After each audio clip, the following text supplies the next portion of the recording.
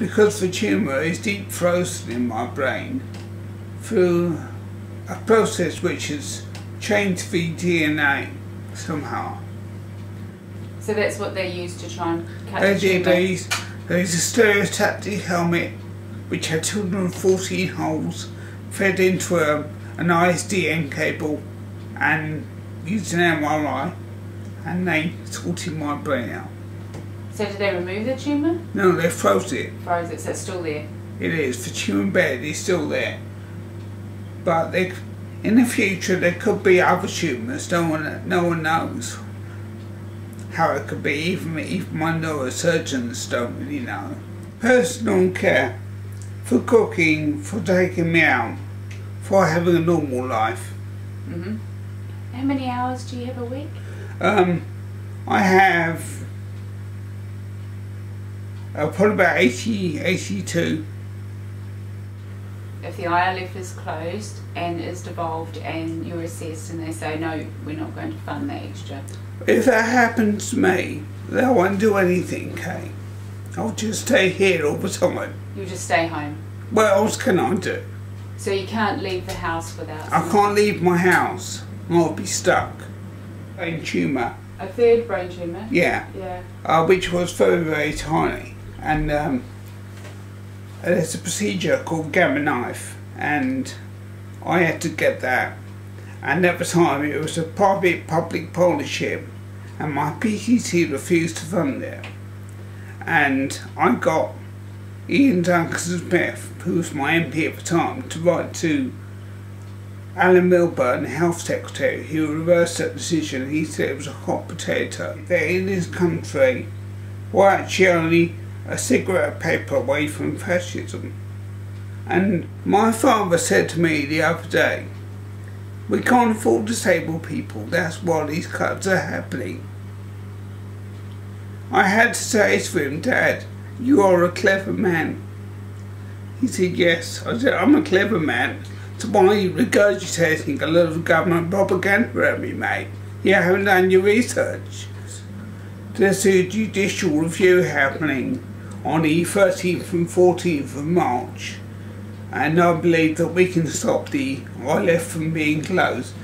They did a consultation procedure to close the ILF, which was a sham, and then they shut it before it was even looked at properly. I am a part of legal action. It's a class action, and I'm proud to be a part of that, and I will see that right through. I'll even be going to the High Courts, and I'll be sitting there in my chair. I don't believe that the Tory party will ever hang their heads in shame, because they don't have shame. But I believe they can be shown, but they're not above the law.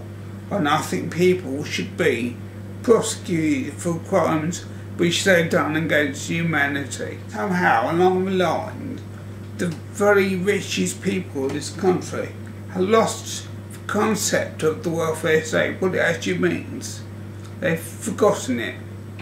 Normal people have not forgotten it, but the people up the top have. And I think that's a worrying thing. I think that's something every band needs to confront. The whole country needs to confront that.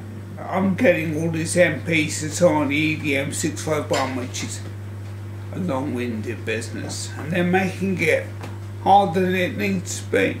But it is the case that because they're making it so hard, it won't get everyone's signatures. Even if it does get signatures, I don't think all EDMs get voted on in the House of Commons. They have some strange procedure whereby they don't vote on every EDM. And how can they, after all, if there are 1,000 EDMs a year, they can't vote on every one? I think if it's the development, I'll probably lose 1/4 of my care package because they won't be able to ring fence it. We know they can't ring fence it. And yet, also it's true that the local council should really be looking after it. They should be able to ring fence it, but they can't. They've got under pressures.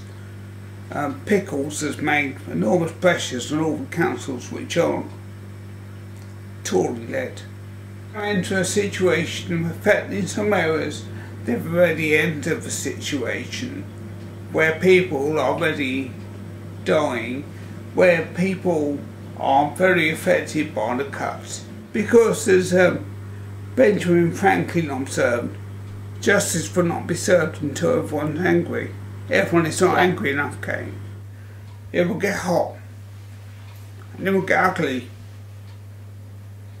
And it needs to get ugly because we've allowed it to become shameful.